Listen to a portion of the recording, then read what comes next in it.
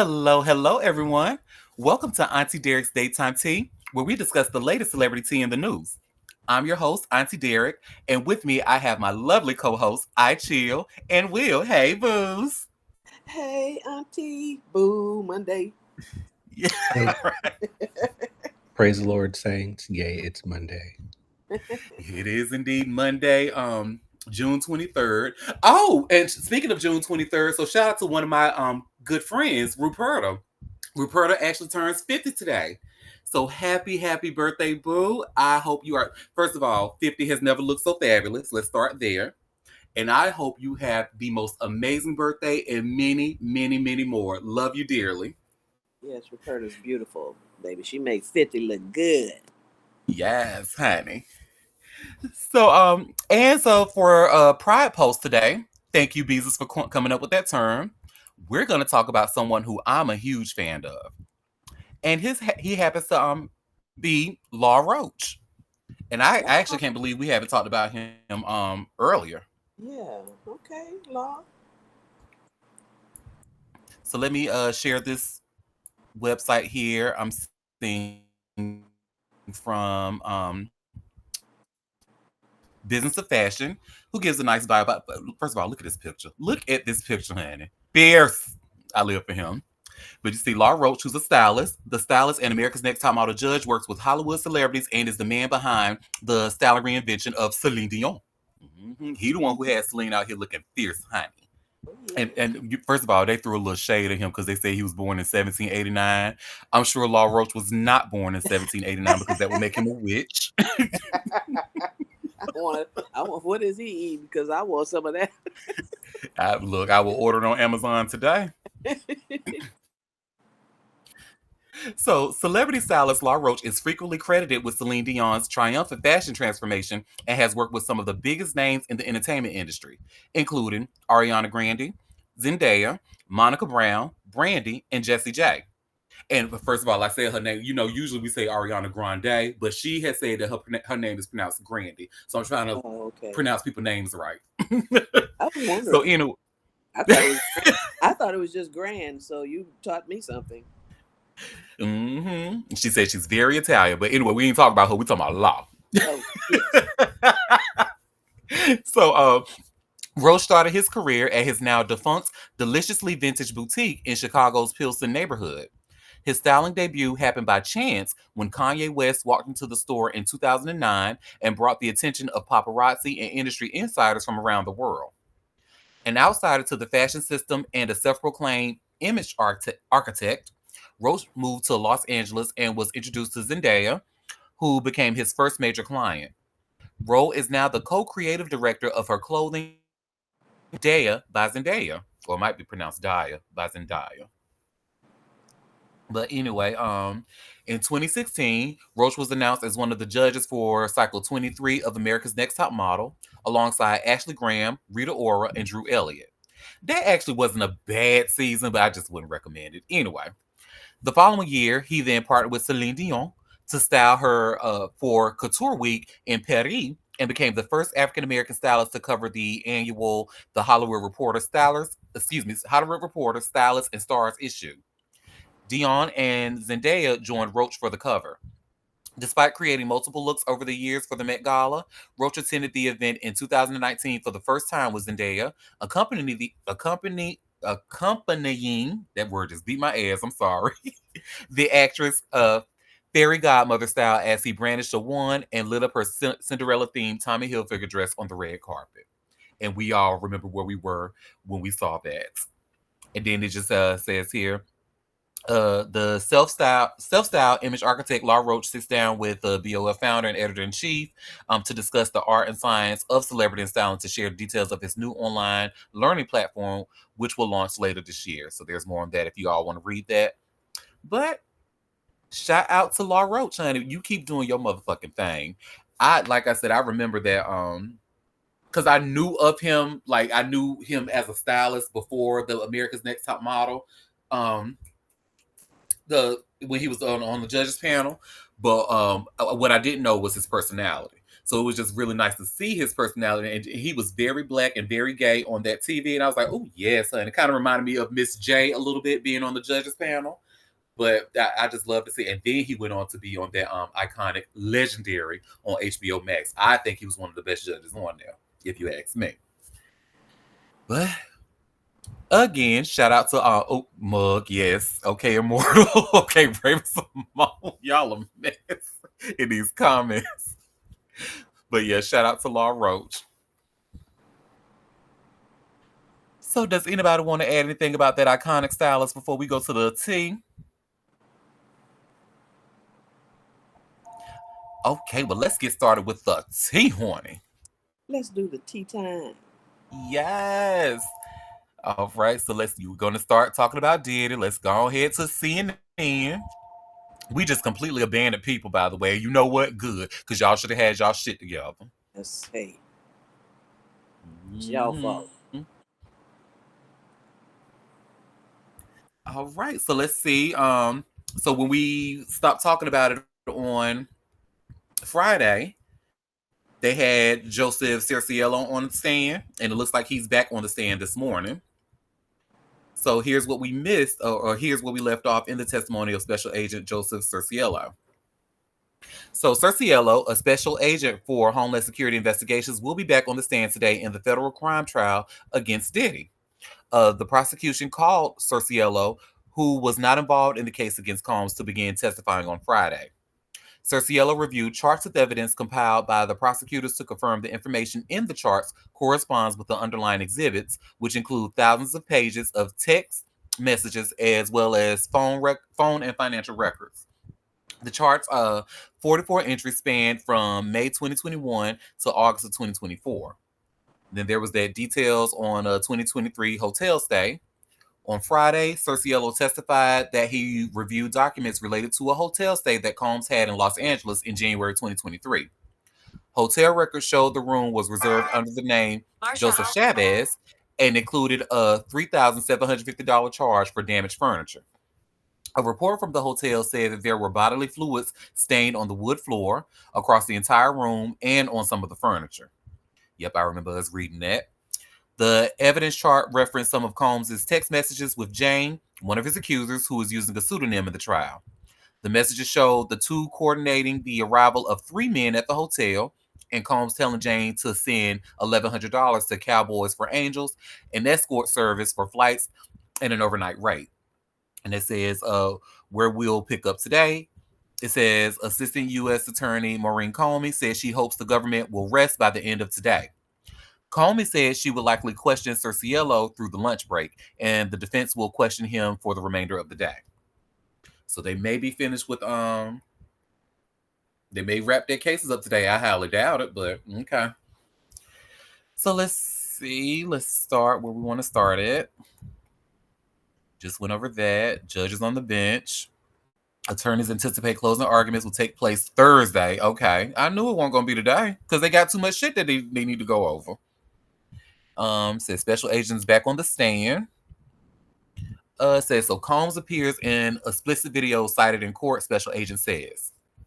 So Homeland Security Investigation Special Agent Joseph Cerciello confirmed that several sexually explicit videos showing Jane with other men are cited in a summary chart.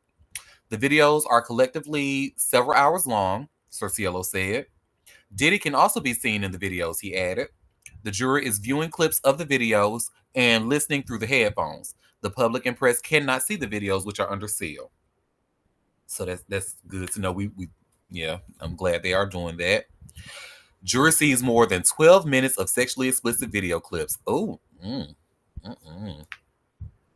The jury watched at least 13 clips of sexually explicit videos recorded in November 2021, December 2021, February 2022, August of 2022, and October 2022. The jury watched more than 12 minutes of the footage. Jurors listen through headphones as they watch clips. The public and press cannot see the videos, which are under seal. The panel watched the videos after Joseph Cerciello, a special agent for Homeland Security's investigation testifying on the stand, referred to a summary chart compiled by the prosecution. The chart referenced sexually explicit videos showing Jane with 3 other men, and Combs could be. I guess we just went over that same thing. The chart cites several other explicit videos that the jury did not view, Cerciello said. He confirmed that about 50 explicit videos were recorded from December 17th to the 21st in 2021. Wow.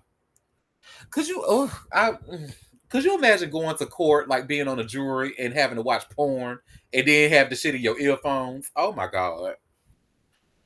So anyway, records detail 2023 stays in New York and Miami, special agent testifies. So Joseph Cerciello walked through another chart that says he maps out records surrounding September 17th through September 19th, 2023 trip Jane took with Diddy to New York City. Ooh, that rhymes. So the chart shows flight and hotel records for Jane, who testified under pseudonym. We know that already. And an entertainer called Sly. Records show hotel stays at the Trump International Hotel in Manhattan. A credit card paid for by Bad Boy Entertainment paid for Jane's travel, according to records. The records show Jane paid for Sly's transportation, but was sent $5,000 by Combs' account manager around that time. The travel arrangements were booked by Combs' travel manager, the records show. The jury also saw records related to September 24 through 26 of 2023 stay in Miami. Record shows the hotel was booked with a credit card held by Combs' travel manager. Round trip flights for Jane and Sly were booked with the same card, records show. Okay, so that's what the prosecution proved, that because him paying for this with a credit card by Bad Boy Entertainment, that's pretty much like confirming the prosecution's case that he is using his bad boy, his connections with the music industry to pay for things like this, which is what Judge Mathis called it, a low level federal crime. So anyway, next update. Special agent reviews entries from when Jane met Combs in New York in 2023. So Joseph Cerciello reviewed entries in another summary chart from September 2023 when Jane met Diddy in New York City. Jane is one of Combs' accusers who used a pseudonym in court. I don't know why they keep repeating that. We know that already. But anyway, Cerciello and Assistant U.S. Attorney Maureen Comey read text messages exchanged around that time, many of which were previously read into the record during witness testimony. Some of the texts were between Jane and Combs, in which she first said she wouldn't go to Manhattan because she knew he wanted a hotel night. She later acquiesced and planned the trip. Other messages were between Combs, staff planning the logistics of the trip, and hotel arrangements. In one thread recounted in the summary chart, Combs texted with someone from Cowboys and Angels, an escort service, to inquire about hiring an escort. Okay, the jury is on a short break. Okay, jury have watched at least 40 minutes of sexually explicit videos so far. Girl. Oh my Lord. That is crazy. Okay, so judge is back on the bench and Cerciello is expected to resume testimony. Cerciello is still reviewing messages related to the Combs trip in New York City in September 2023. So Cerciello is still reviewing messages related to the September 17th through 19th, 2023 trip to New York City. The jury saw messages Diddy sent to an entertainer for the Cowboys and Angels escort service telling him when to arrive at the hotel room. Hours later, from Cowboys and Angels texted Combs saying that he still needed to pay $600. LOL, he couldn't even perform. Oh my God. He couldn't even perform, Combs texted back. The employee explained that Combs was paying for the man's time. Combs told the employee that she should be nice to him, adding that he was a longtime customer. The jury saw other texts between Jane and one of Combs' accusers, and an entertainer called Sly coordinating his arrival to the hotel. They also saw messages involving Brendan Paul, a former assistant for Combs, coordinating an IV drip for 3 people. Jury shown messages between Combs and his chief of staff about hotel bookings. So the jury saw more text messages between Diddy and his former chief of staff, Christina Quorum, days later in September 2023. Combs told Quorum to keep someone named Chelsea at a Miami hotel and get a hotel suite at a different hotel for him and Jane, one of his accusers. He told Quorum that Chelsea would move from the hotel to his Miami residence after Jane left.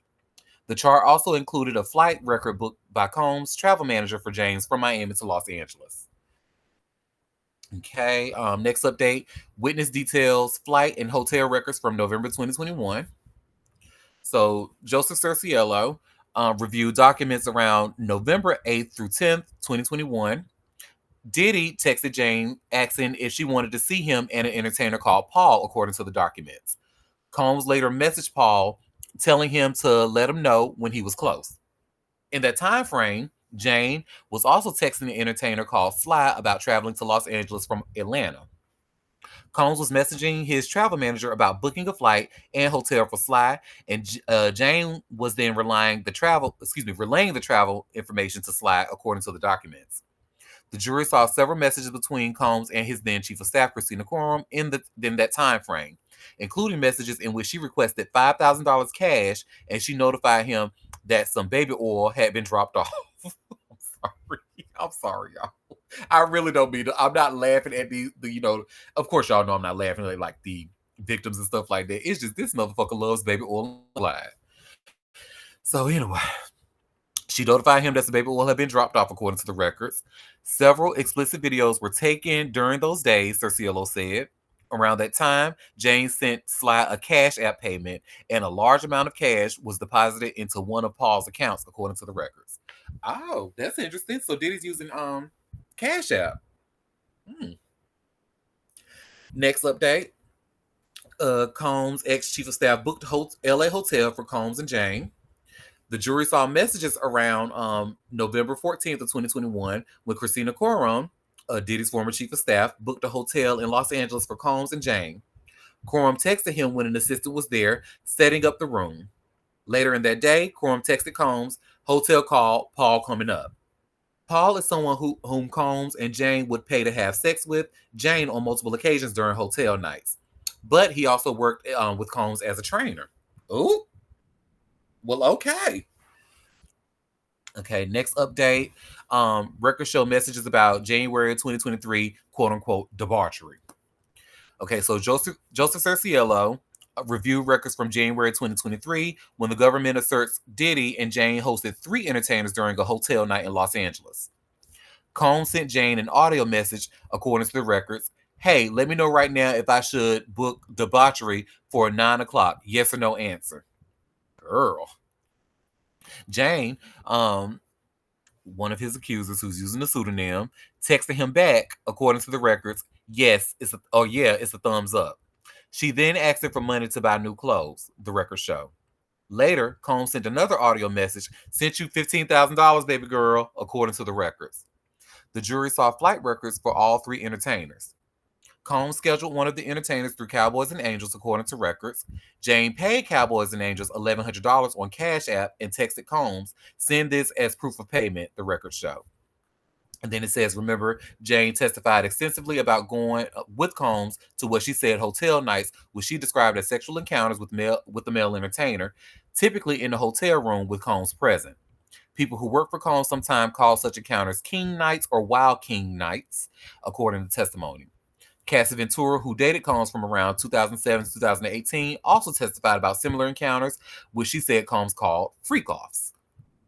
So let's see, and it looks like that is it. Let me just update really quick, refresh really quick. And yep, that was the latest update. So I'm sure we'll know more by tomorrow. But oof, this is, and I guess for what's going on now is that the jury is now just pretty much reviewing like the text and listen to the phone calls and stuff of stuff that was previously discussed, which is I guess why the prosecution is saying that they're gonna be able to rest their case sometime soon. But whoo, child, the ghetto. Let's see. I think we all can look at. I think we all can look at Baby Oil again without thinking about him. Exactly, we really can't. Or Astroglide, honey, all them damn boxes. That shit is crazy. Well, I don't use Astroglide anyway. I think that's for straight women.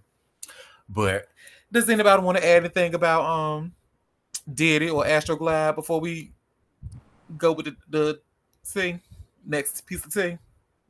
Go ahead, favorite Taurus. Astroglide is absolute trash, and I will not elaborate. Thank you. Too You bad the don't baby need to oil. elaborate, hun, because if you know, you know. The baby oil company. I mean, too bad it's associated with this case because this could be a serious brand deal for like baby oil. But I'm sure they hate that it's associated with this because Beezus is right. No one will ever be able to think of baby oil for years without associating it with this man. And it's. Hmm. I mean, I don't think they're going to stop using it because it's for babies, but the thought of him will occur. It's crazy. Yep. And I'm actually a big fan of baby oil, honey. Especially the baby oil gel. I love that after coming out of the shower. And when you have eczema, that's like one of the best things. And then we have a comment saying, "What do you use? Spit?" I hardly think any of your business. So, hey, go ahead, favorite tourist. That baby oil gel gets the job done, and I will not elaborate. So the thing is, like, I wouldn't be surprised if any of these companies kind of change the name of baby oil to what it actually is, which is mineral oil. So I wouldn't be surprised from like a marketing perspective to kind of get away from that that connotation if they decide just to call it mineral oil, because that's basically all it is. Hmm. And it's That not meant to this be lubricant of any other sort other than on your skin. exact. Okay, thank you, Chip. Please, kids, this is your auntie speaking. Do not use baby oil as lube. It does not go in your no areas. Please do not, because that shit will burn and fuck things up. Do not. I'm telling y'all, don't use it. And Use it's, water-based lubricant. well, silicone based first, and it also causes chafing. I will not elaborate. Thank you. Yeah, it's not meant to be a lubricant at all for any purposes like he was doing it. If you want to slip and slide on somebody's body, like just as a body oil, a massage, something like that, but not for any kind of sexual purpose. It is not made for that, nor is Vaseline. Okay. Use water based lubricant, like your auntie said. Or silicone based, like Uncle Will said. Well, yeah, right, right. Buy lubricants meant specifically for that. No, And then BB said B versions. and that too. Be Hey, celibate. Jamaican Queen, go ahead. Good morning.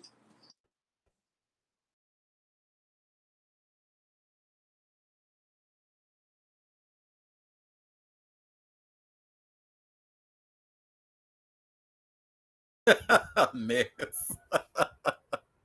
And did y'all see this bitch read me in the chat, honey? Talking about, I know if you use baby oil on that butt, it'll look like two glazed butterball turkey. Oh, I love butterball turkey.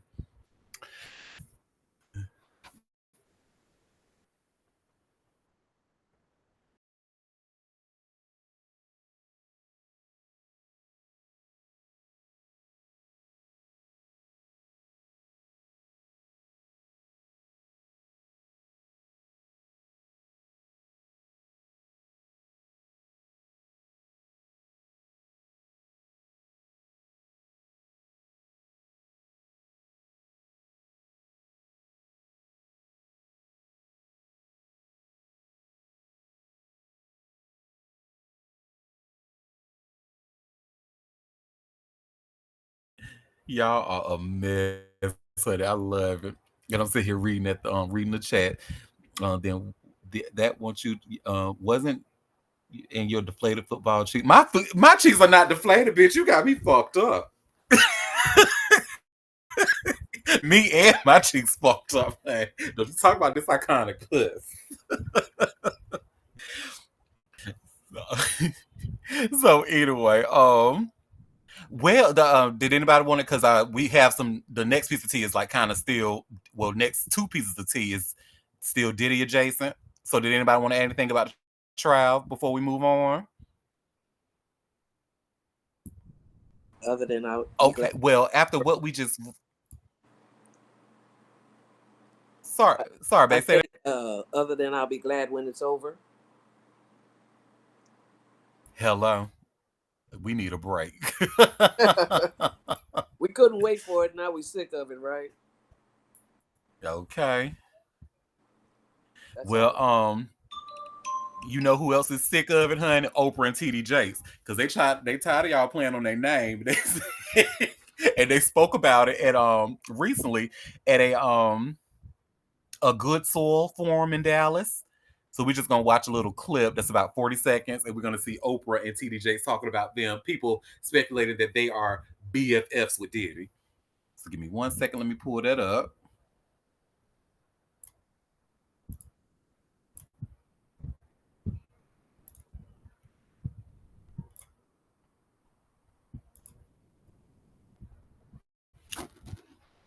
And this is from the Art of Dialogue Twitter page that we're looking at as soon as it comes up.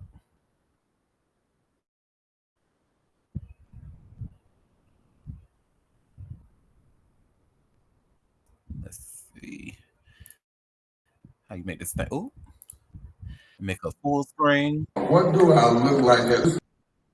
I've never been near a puff party. Never been near. And anybody who knows me knows if there is a party, I'm the first one out. Right. I'm the first one out. I stopped by Puppet's house for 30 minutes to say happy birthday to him during the day at 2 o'clock. With staff people, and out of that came a love affair and all kinds of stuff that I have never seen. You too? Yes. Yes. Now I'm almost 70 years old. What do I look like? And I am a grandfather. What do I look like at this late date?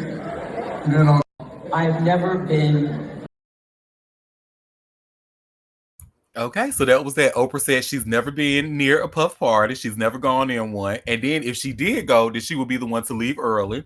And TD Jakes said, I am not a power bottle. So y'all stop saying it about me and you can trust me around your man. Now, I hear you, TD Jakes, but you still not allowed around my man. So, I heard about you in that sanctified bus. Allegedly. Look, I don't believe a word TD sucks says. Oh, my God.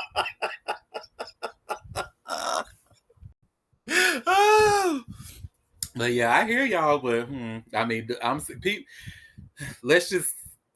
I know we have all heard whispers, and I'm just like whispers don't come out of nowhere. You know what I'm saying? Like I don't know, not a word he says at all. Okay, I knew I wasn't the only one. I'm like, I hear you, honey, but I just don't know if I believe it.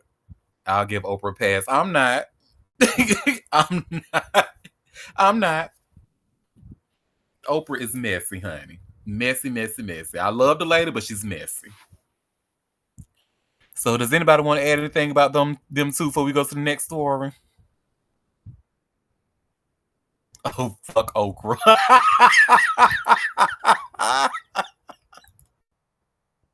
Oh, well, if anybody's gonna do it, I hope she won't. It won't be the Punisher.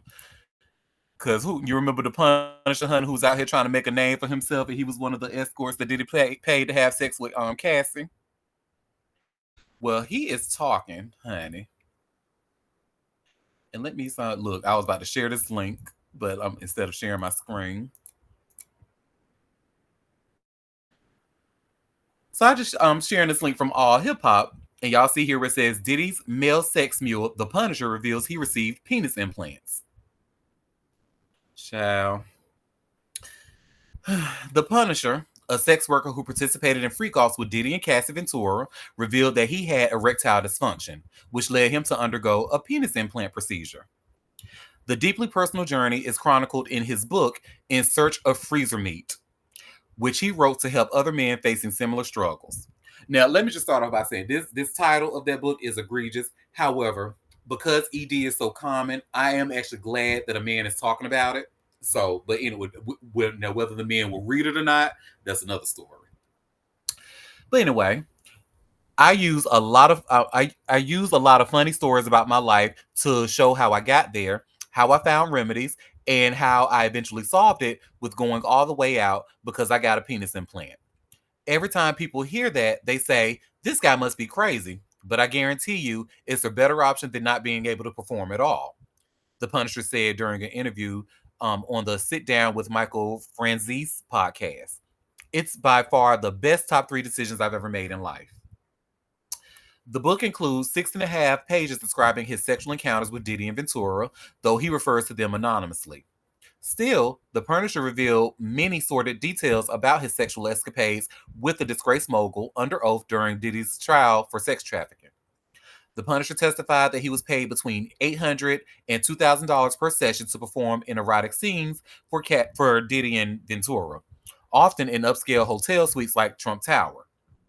He said he was instructed not to speak or make contact with Diddy during the encounters, which took place in dimly lit rooms with baby oil and furniture covered in sheets. According to Hayes, Diddy would sometimes watch while masturbating and giving Ventura subtle directions.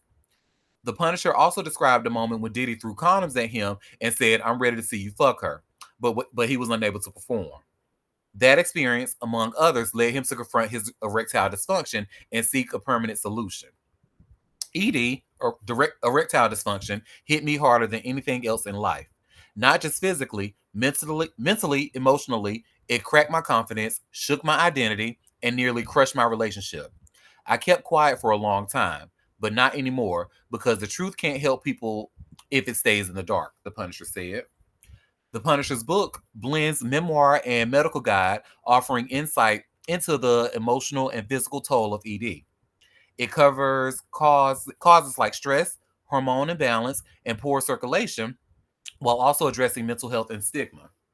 The Punisher said he wrote it to give men a space to feel seen and supported. As for Diddy, well, we don't even need to read that last paragraph, honey. We don't read Diddy to death. So yeah, but that's it. The Punisher wrote his book, and he's trying to help men with other men with erectile dysfunction and telling them that penis implants might be the way. Yeah, like I said, I'm glad a man is talking about it because ED is I guess right message, wrong messenger. I don't know, but oh wow. Look, not go gadget penis. Oh my god, what is he punishing? A condom? The Punisher with ED. Y'all are killing me in these comments. Well, does anybody want to add anything about? Oh, go ahead, favorite Taurus. I think it's great actually, because many people don't know how actually common ED is, from what I've heard. Yeah. So having someone to kind of speak about it aloud, especially in such a male-centered space, I definitely think it's important in having those important conversations about normalizing it, because people from what I've heard, not my experience, just saying that, like people start experiencing ED in like their 20s and early 30s. Like sometimes the shit just don't work. You need a little help, and there's nothing wrong with that. So I'm not sure about the go gadget penis thing, but if it works for people, then more power to them. But it's just time to break that stigma. I feel. Yeah. And yeah, it is very. And I think I read somewhere. I'm paraphrasing, of course, but it was like how, like, because you know how lean a lot of young guys like to drink lean, and that's actually like one of the causes of ED in young men, like young men between 20 and 40, like the young crowd. The way, but anyway, whatever the case, y'all, please seek help. Do not go get them gas station pills or them honey packs. No, take a more natural route. Go to the doctor or something, because don't, no, y'all, don't do that. Go ahead, Jamaican Queen. Well, I just would like to confer with um, Will. I have experienced young men cannot perform, and he's right, 20 to 30 years old, and I'm like, what? You only 20, 30 years old? What the heck is going on? And at first, the person got real upset and like was saying that I wasn't sympathetic to their needs or something like that. And then when I Google it and realize that it's a very serious issue, and I eventually apologized to him and gave him a doctor that he should go to. That was nice of you. He said eventually apologize. So that it took some time for you to get there, but you got there eventually. Go ahead, favorite Taurus. And I was gonna say to our queer folk, there are certain inhalants that people like to partake in. It could cause ED as well, and I will not elaborate. Thank you. Ooh, I'm so glad I'm not a top. Look, I ain't trying to hear none of that. I want my inhaling, honey. I'm sorry. Let me. I am so glad I'm not a top. You Yeah, know you know what you know what I was it, trying to I'll be let above y'all board, worry about that. Auntie. I was trying to be above board of being saved today. you can't be with Auntie in the room. It's not possible. It's not. It's really not. Go ahead, Jamaica Queen. I need you to elaborate later. Well, with me. I cannot at this time. Thank you so much. Go ahead, BB. Hello, everyone. Hey, boo. Um, I would just like to say if Will is going to continuously get on mic and say things and not elaborate, I say we censor him. You try censoring the Taurus, honey. I don't want that smoke.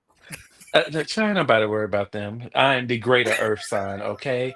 Um, but no, and then the other thing, we are such a sex craved um group of people. It just gets worse. So then you overuse it, you overuse it, you overuse it. And when it comes time for you to perform, you ain't worth nothing. It's like, give it a break, let it heal, Yep. please. And Like Hammy says in it's the just chat, good. crazy. Said good. If they can't provide consistent pleasure to women, they need to lose access to erect penises. I know that's right. Hammy for president. I mean, that's real. Like, if you're constantly running around here and you using it and doing all these things that you know causes ED, and then you want to say, "Oh, people need to be sensitive to it." No, what are we being sensitive to something that if it's not caused by like some people, some things happen until correct me if I'm wrong. Sometimes it just happen naturally, right? No fault of your own, but sometimes it's you like. Hmm. But you need to be hit with a stop sign, please. So, but I'll say that to Will. Look, we gonna censor you. We need some elaboration off recording. Don't you censor my favorite Taurus? And speaking of, go. I think I saw your hand up first, favorite Taurus. So I will elaborate on this. I actually blame patriarchy and also like how Western society defines masculinity because it's all centered around the appendage, and naturally that's all they really know. So I think that's where a lot of the stigma comes from, unfortunately. So it's up to people who have penises, born with penises, I should say, to kind of counteract that mindset and to identify different ways, and that kind of helps as well with like the mental part of it. Not my experience, but again, I've lived a while. And also, I would like to add, Virgos are known to be delusional, and we are seeing that firsthand. Thank you. Go ahead, Shirley. Just from a medical standpoint, this is not my wheelhouse, but I follow a lot of doctors, and a lot of them speak on this topic as far as measuring testosterone and what can affect your ability to have erections and so forth. And many of them speak of the change in the American diet as processed foods and sugar consumption have increased over the years. Just you're looking at a period of, say, 20, 30 years. As these things have progressed in our society, these problems are becoming more normal and being seen in like younger men as opposed to something, you've heard of older men having erection problems, but a 30-year-old, barring any kind of medical reason to have a problem, having an erection, even if they can't use it for but 3 minutes. I mean, they still have, Yeah.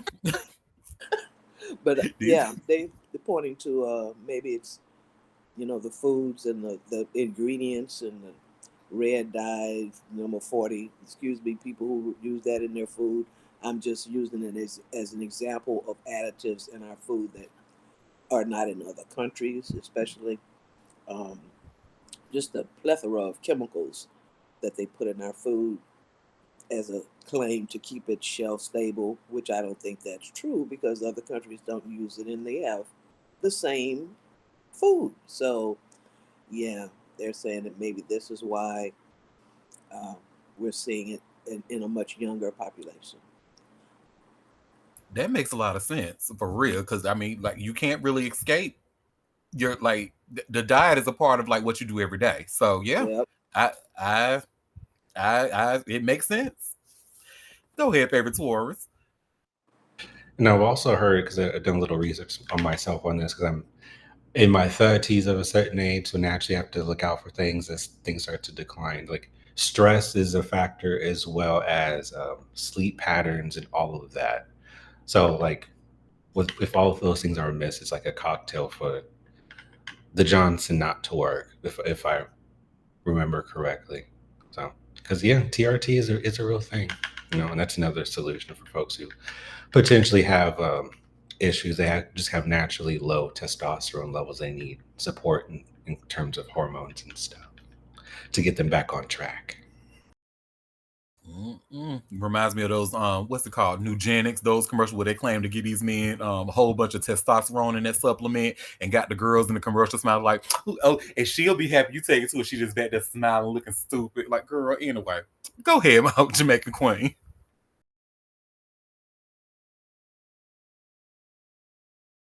Jamaican queen. Oh, well, I'm sure She got she that. probably has some, yeah, technical difficulties. Don't buy no damn Nugenics. Do not order nothing off the internet that you don't need a doctor's prescription for. Talking about gonna make you have bigger and better erections, and don't do it. I mean, I've seen some really questionable products, but now there was one guy. I watched this video. He was showing men how to do it by giving them exercises to do, you know, with uh, Oh, with your penis, and that made a whole lot more sense to me than ordering some pill that you have no idea about the quality control. And a lot of these things aren't, controlled by the Food and Drug Administration, like those honey packs and all. You don't know what's in those things. You can really hurt yourself. You could, and especially the liver, because the liver de- uh, de- handles a lot of the drugs that we take as far as eliminating them from the body. This is our detox machine. So, you start taking all these different supplements and, because this influencer told you to. A lot of people take ashwagandha and curcumin. Those things can damage your liver if you are not careful in how much you consume. They have uses, but you can't just take those things willy nilly because, 240 pound bodybuilder Bob says, this is what I take and this is what it does. And, you start taking that stuff can hurt your liver. And you only get one liver and you can't regenerate it. Once it fails, it's failed. So if you damage your liver, you got a problem. Anyway, go ahead, Will. y'all better listen to her. And I'd like to plus one: eugenics is absolute trash. I will not elaborate. Thank you. Go ahead, VP. Censor him. I just want to, thank you, Chill, for saying it. 'Cause I don't know where we in society got to the point where we stopped taking medical advice and we just started listening to any and every. Oh, it worked for me instead of going, to your medical professional and being open and honest about your issues and getting, and I get us, especially as Black people, it's tough for us to say that we can go and be open and honest because we're often not heard. But that's a different conversation. But we get on TV and we listen to any and everybody, and then we taking stuff, and then the next thing we know, oh, but this happened to me. Well, yeah. So I appreciate the insight around this conversation. I would be more sensitive of this subject when talking about that. I ain't gonna lie. I used to be like, girl, I don't care. Move on. Move away from me. Move away from me, limp noodle. Yeah, I actually used to have the same sentiment until I saw that it was like truly affecting not only the men but the women that they, their partners. Like the women are talking about it too. So I was like, oh wow, this is really a problem. So I think Chili, you had yours up first, your hand up. No, actually, your favorite Taurus did. Go ahead, Will. Oh, I'm sorry.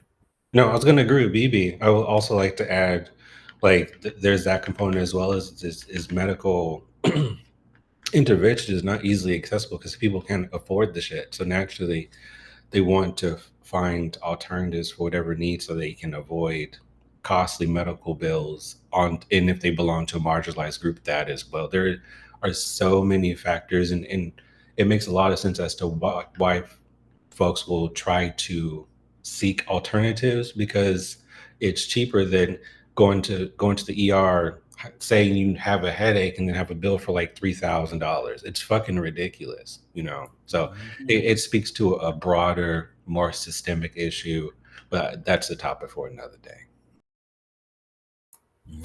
Go ahead, Chili. Yeah, there's so many factors, especially uh, with Black Americans being afraid or not trustful of the medical field, and we all know why. You know, Tuskegee. Anyway, and especially with Black men, not the masculinity, the patriarchy. You don't want to go to the doctor. You're strong. You feel good. You're okay. But there are so many things that affect us with hypertension in Black males. You know, you need to go to the doctor. Most men didn't go to the doctor until their penis was burning. Now, yeah, you run your ass to the doctor then because you want to fix that. But to just go for a general checkup, get some labs drawn, go twice a year, you know, just do a little once over. It doesn't take much. There's a lot of things that can just be detected with blood work. You don't want to get a prostate exam. You don't want to get a colonoscopy. You don't want to do this. You don't want to do that.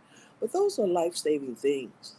So, um, and there are plenty of Black professionals in the medical field now. So, find you a doctor that you're comfortable with. Um, I have almost all of my providers are Black or brown, and for the most part, I'm happy with them. Find you a male doctor if you're comfortable with that. You don't want a female doctor looking at, but go to the doctor. Just let them, take your vital signs and take your blood pressure. Most people don't have a blood pressure machine at home. You know, look after yourself because as you get older, and I'm speaking from goddamn experience here, it doesn't get better. It does not get better unless you strive to make it that way. You can't just live your life, eat what you want, neglect your body, you know, do anything you want, and not expect repercussions down the line because they come. And then when you hit those repercussions, if you still don't do anything, it just gets worse and worse. So, yeah, take care of your body, do a little exercise. You ain't got to be a bodybuilder, to be fit. Lift some weights, do a little walking, do a few squats, some push-ups.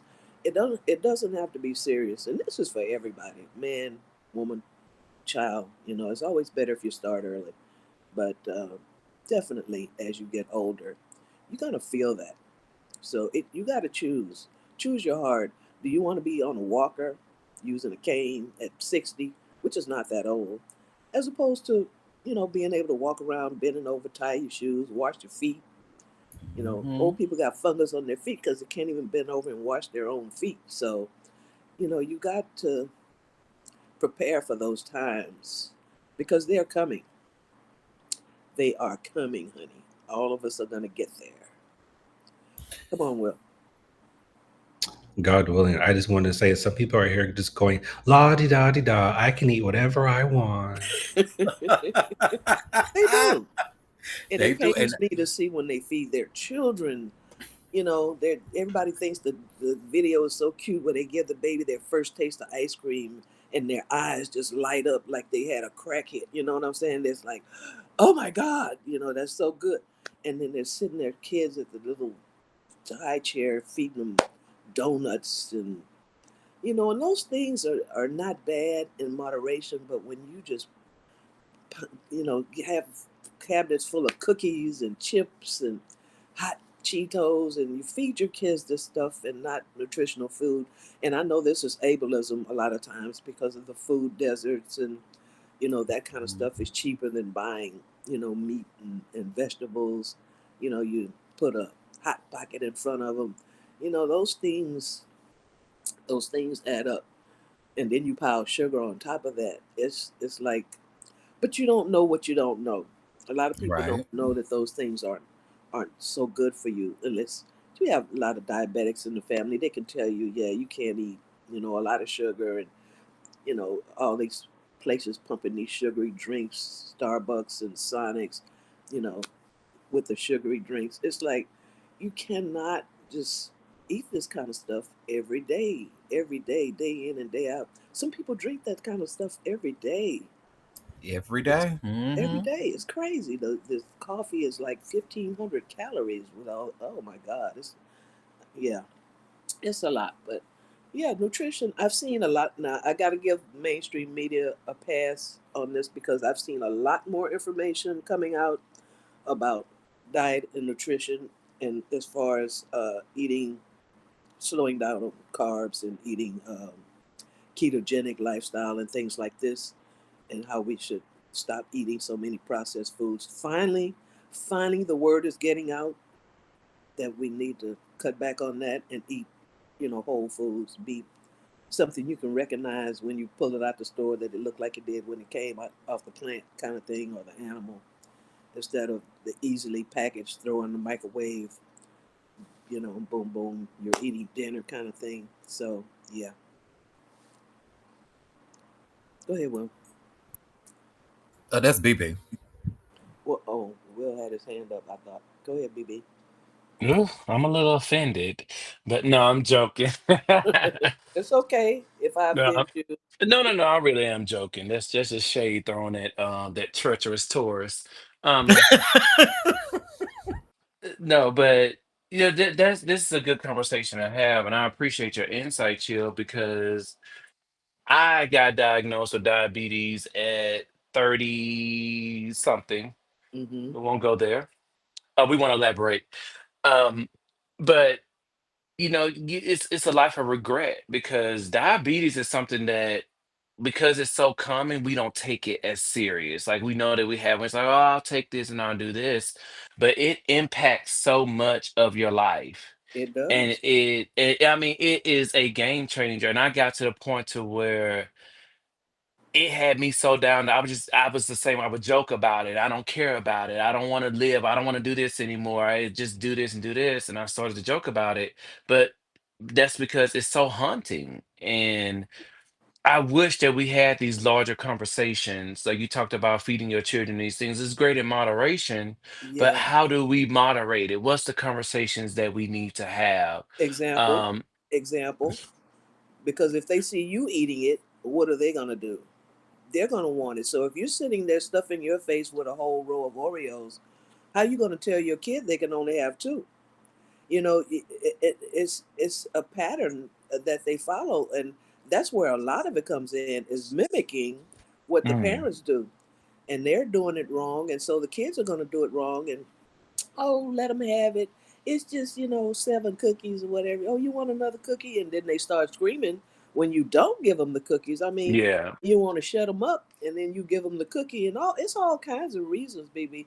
But when you have diabetes, especially type 1, that's hereditary, it's yeah, something you have to moderate for the rest of your for the life. rest of your life.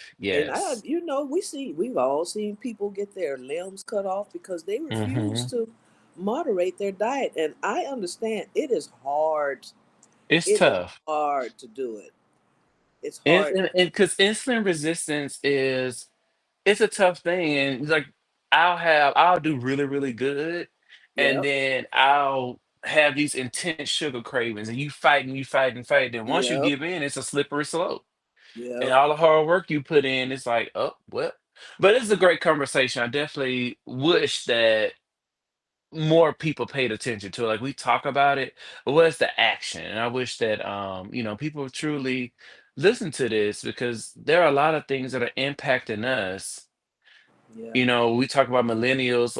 I used to always like now we had a freedom to go get the fast food and all of that. But growing up, my mom was that was a luxury. Like you Right. you eat was For at us the too. house, Mhm. Right. We've cooked. right? We ate dinner at home. Going out for So, fast food was definitely a luxury. And you have to, model by example. You got to get a little exercise. You got to eat healthy. And we're all human. We want that cheesecake. We want that, donut. We want that. But you can't let that be your whole diet. You got to yeah, back up and get back to eating healthy. And I know it's not easy. I'm not saying that because if it was easy, baby, everybody would be doing it and everybody would be healthy and so on. Hello? yeah, So it's not easy to do, but if you wouldn't let your kid stand out in the middle of the street with cars coming, and that's pretty much what you do. I try to equate it to that when you feed them hot pockets and what's that little cheese and lunch meat coming lunchables, that shit is like poison. But yeah. people send their kids to school with these lunchables, and I'm like, oh my god. I know it's easy, it's convenient, but it's like putting your kid in the middle of the street and just letting the cars come at them and see if they can dodge them. Is pretty much what you're doing. So when you start maybe thinking of it like that the protection of your kids comes in so many forms, and it's not just protecting them from riding a bike in the street and stuff like that. You've got to teach them good eating habits and practice them yourself. But the convenience of America has turned us into a wasteland of just nutritional badness. The comfort of being able to just go buy some prepackaged Mhm. stuff and throw it on the table is really not doing us any favors. Go ahead, Will. So first of all, the person who should be offended is me. Thank you very much. And to Chill's point, I definitely think it's by design because I've noticed over the past, I want to say 7 years, there was a very how I got into fitness. There was this very like simple phrase that I followed was that while grocery shopping, shop on the outside, the Yeah, perimeter of the grocery store, don't go down the aisles. right. That's not even reliable even anymore. So I definitely think it's by design that they have us go into these phases of researching and making sure things are healthy until we're fatigued and just say, fuck it, we'll just pick up any old thing. Yeah, So it's unfortunate that grocery stores and the like have kind of strayed away from that because that was like a true far way to kind of get healthy is to avoid the aisles and shop on the perimeter. But that's not the case anymore, yeah. unfortunately. Grocery stores, yeah, they get hip to that, and sugars and everything. Why is there sugar in sausage? Like I bought a pack of like just raw meat sausage, not prepackaged, you know, just raw meat ground up Italian sausage. Why is Mhm. there corn syrup in it? Why? Why? What? Yeah, it's in a lot of stuff. Like, why is that? Why? But it is. So read your labels, and I mean because it's an addictive substance. That's why. Oh, And yep, it yeah, is. so you don't put it in steak. Why would you put it in just a package of? And it's in the meat department. It ain't like I don't understand, but that's what they're doing to us. So if you don't take it upon yourself, because these companies, they know what they're doing. They're trying to get you addicted to all these things, and they're being very successful with it. And they're that stuff adds up. You might not get sick in a year, but you have 10 years of eating like that, 15 years of eating like that. It adds up, and it comes back to bite you in the ass. It really does. The nutrition to medicine pipeline is real. And this is exactly, I love this conversation that we are having because this is exactly why, I don't know if y'all remember, but it was like a couple of months ago. when I did a story about read a story about Debbie Allen, where she said that we kind of need to be what she said. I forgot exactly what she said, but we need to be nicer with diabetics and stuff, and like the ones in our family. If we just Hmm. see them going after some cake, we need to kind of stand back and be quiet. I'm like, girl, no, hell no. I don't know what the hell you want, but no, because that is like y'all said, that is literally dangerous. I care about you, so I'm going to speak up and say something. Now, Even if you don't everybody's like not it. as Yeah. right, even if you don't like it. Everybody's not talented like me that can actually say things because I have a gift where I can say anything. It just kind of either add humor to it. I can say the most meanest thing, but not make it sound offensive. That's a gift, and I'm thankful for that. But I would have to say something. I just could not because diabetes is in my family heavily. So I don't. If I see something, I'm gonna say something like I'm a New Yorker. So that's just what it is. Mine too, Auntie. I just happened to escape getting it, but type 1 diabetes runs in my family. And a few of my cousins have been diagnosed with type 2. So it's definitely heavy in my family. And I was on my way there, you know, when I started going to the doctor and get my A1C checked. And I backed off because I knew the consequences of that, you know. But when you ignore that, you know, it's a problem. You can get your limbs cut off with type 2 diabetes too. Doesn't have to be, Hmm. you know, the insulin shooting diabetes. You could need insulin on type 2 as well. When they put you on Yep. that stuff that doesn't work for you because you're not doing it right, and you'll be on that and insulin, and you keep on, you'll be, you know, having amputations too. So it's not a joke, but like I said, it's not easy. So um, yeah, I just wish we had more information coming through this TV screen that in the internet, you know, that we all seem to be addicted to about taking better care of yourself, but you don't get it really unless you seek it out. Yeah, and BB said a really nice, really good, made a good point in the chat. I didn't get it then, but I get it now. And Yeah. same here, and this is why I'm trying. And because of what I've seen in my family, this is why I decided to even make some changes personally. Like work now, my diet. I can work a little bit better on my diet, admittedly, but this is why I've added more exercise to my diet and stuff because I've seen what happens when you don't do it. So. And you've made changes. It's not Hmm. perfect. It's not being perfect. It's making changes. It's being consistent. Slow, steady changes wins. Trying to go on a crash diet, we all know they fail. You might do good for 3 weeks and then you're back to doing whatever. That don't try to kill yourself with it. You know, make small changes. Stick to them. You make that change. You see a little difference, keep going, do another change and another change, and eventually you'll get there. That works for a lot of people because you didn't become that way in 3 weeks. It took you years, you know, to Hmm. eat terribly and whatever. You have to give yourself a little time to modify, you know, your habits. Don't try to just do everything at once. Say, I'm going to stop drinking sodas. I was watching some show, and Thousand Pound Sisters. The brother's wife was saying diabetes is in her family, and her doctor said, you know, she wasn't managing her diabetes well, and the doctor was talking to her. And she said, well, I like sodas, and he said, well, how many you drink a day? You know, that woman said six. I'm like, 6 sodas six a day. 6 sodas a day, and was And wondering I what imagine she these are could like at do. least like a 20-ounce bottle or something like that. At Or least 16 ounces, you oh my know, like lord. of sugar, not diet soda, regular soda. And she was talking to the doctor, like, what could she do? She was looking at getting the gastric surgery like they all had. I'm like, girl, if you just Oh, stop drinking soda, you'll be fine.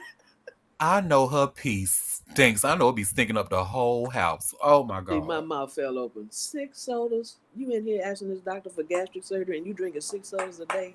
Talking about your diabetes is not under control. I was flabbergasted. Anyway, go ahead, Will. I was like the listeners to know that I can confirm Auntie's doing a wonderful job with his workouts, and he's giving trade now because I saw his arms on Uh-uh. Instagram, and they're almost as big as mine. I'll leave that alone anyway. That was one of the things you shouldn't have elaborated on. Okay, I want to elaborate on that, Auntie. Say when we don't want you to elaborate, here you go. Hmm. Hmm. No, but it's like the whole thing about exercise. Like, go for a walk. Meaning it's typically if you're in a safe environment, of course, it's accessible to anyone of any activity level. You know, it's all about consistency and challenging yourself and Hmm. giving yourself a lot of grace. Because when I started, I didn't know anything about working out. All I knew is how to run a mile from high school, and that is really all. You just need one thing that you're familiar with, and that's all you really need to build an entire foundation around Yep. building a healthy lifestyle. Just start by walking. If you can, of course. Right. If you can't, find some videos, band workouts. There's all kinds of things you can do. You can work out sitting in a chair. I mean, there's levels for everybody, almost anybody that can work out. There's Hmm. levels there for you to achieve.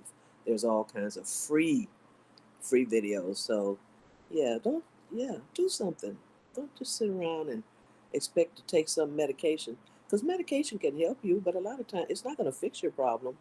It's going to help you tolerate the problem. But if there's a way for you to eliminate the problem, go for that. Use the medicine while you're working on yourself to eliminate the problem. You know. And just a quick interruption, excuse me, BB. I just wanted to say, and stop looking at these influencers online. You know that shit is fake. Like, don't compare what you're doing to them at all because the shit is not real. They're doing it to sell you something. Just keep that in mind. Okay. Sorry, BB. Go ahead. No, I just wanted to say this was such. I know we was talking about ED and we segue here, but I want to just say I appreciate you all for your comments. That this had been something that had been weighing on me for so long that I needed to hear this. So thank you all for your comments. I know we come in, we spilled the tea. We appreciate you, Derek and Chill, and all your co-hosts who put this together for us to come and talk. But I do want to personally say thank you for having open and honest dialogue because I needed to hear this today. And if you want to get some exercise, you know what we do.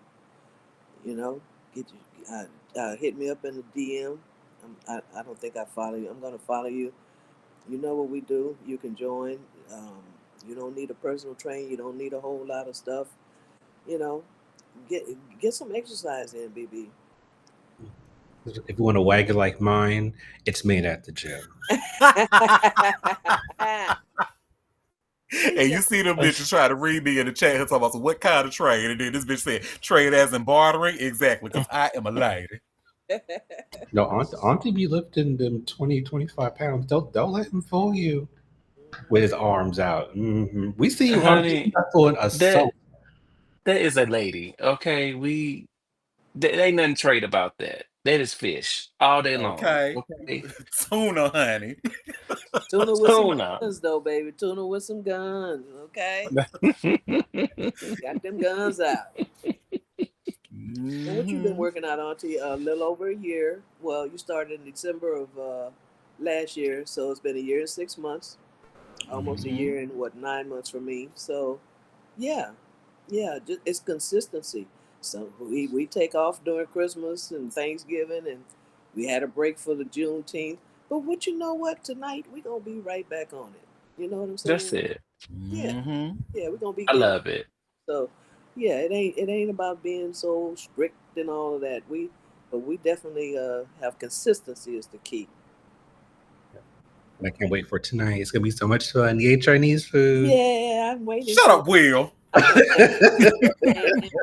I'm gonna dance. Well, does anybody want to add anything to this lovely topic? Because the next thing is just going to be a complete pivot, honey. It's not going to have nothing to do with health. Back to So, the mess, Auntie. Back to the mess, honey. Sorry about that interruption, y'all. no, this was something that clear, and you see how BB really appreciated it. Like it's something that needed to be. If he needed to hear that, somebody else needed to hear it too.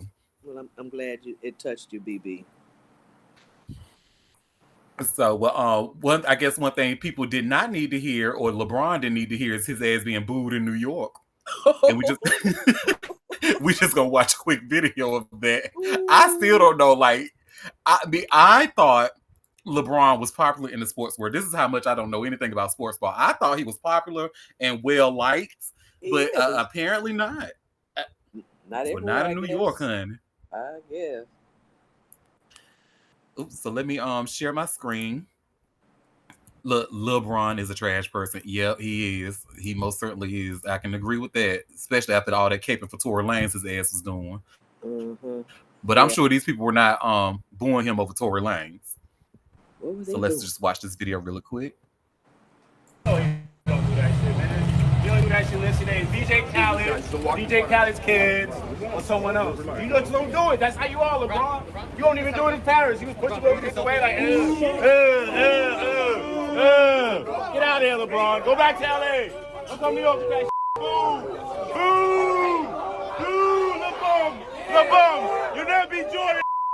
You never beat Jordan, my. Oh, Kobe! You bum. Oh, Kobe! You bum. Out of here! Wow. Can somebody explain to me what just happened? Like I'm five. Cause what just happened?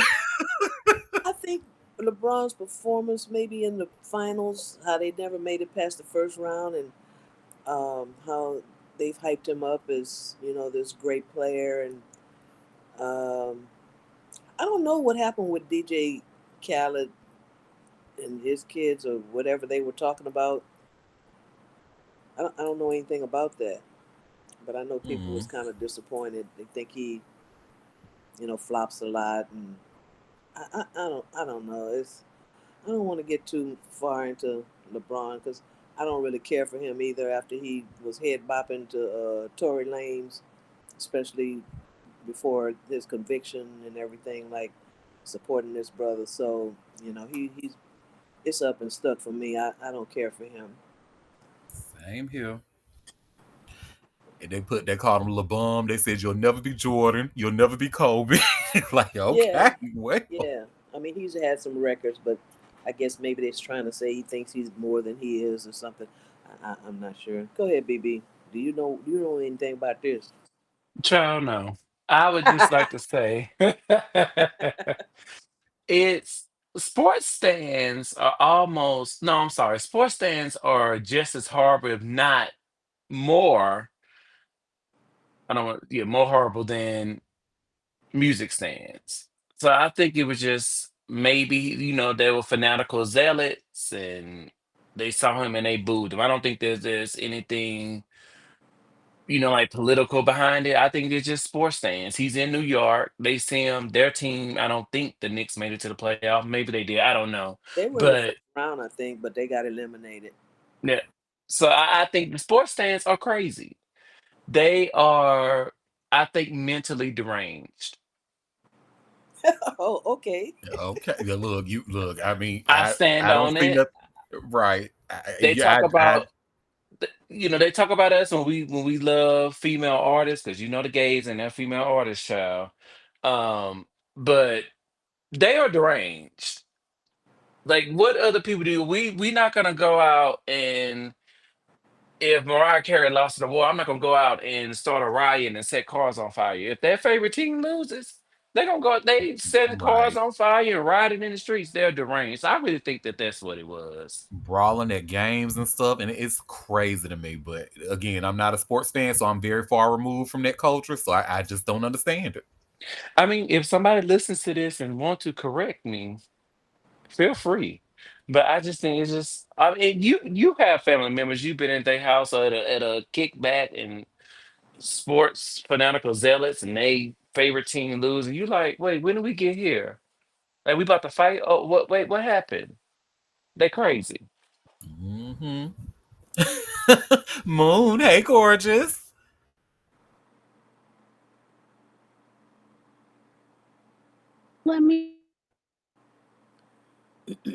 Mute. Hi guys. He just got haters.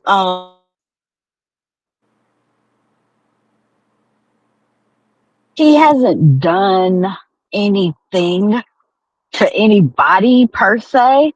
But, just like people didn't like Kobe, well, that maybe that's not a good example because, there's other things. But I mean, honestly, they just, yeah. And what BB said, yes, sports fanatics are crazy.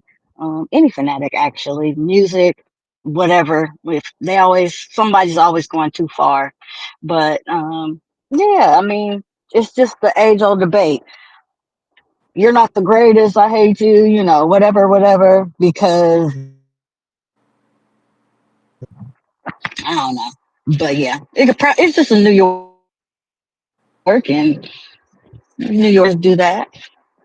But he's still gonna be rich at the end of the day. So all that, Amen. all that yelling at him, Amen. Shit. he's still rich. And that was what about Mhm. four, So, 5 years.